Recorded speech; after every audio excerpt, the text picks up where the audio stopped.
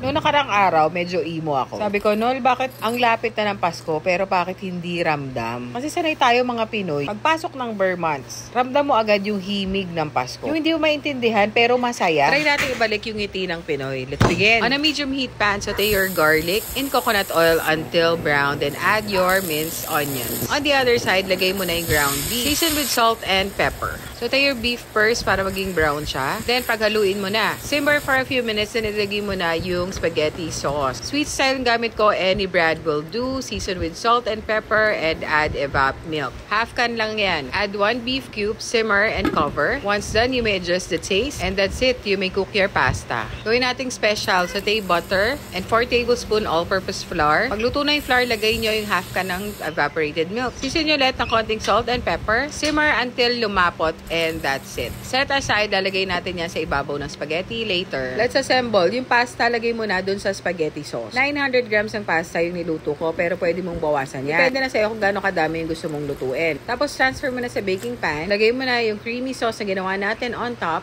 Using a spoon or spatula, pantayin mo na yung sauce on top. And add cheddar cheese, mozzarella, optional. Bake at 400 degrees Fahrenheit for 10 minutes or until mag-brown na yung top. And that's it. Nakagawa ka na ng creamy baked spaghetti na nakaka-happy. Na pwede mong lutuin ngayon or sa Christmas para mapasaya mo din yung family mo. Sana kahit konti na libang ko kayo at napasaya. Merry Christmas!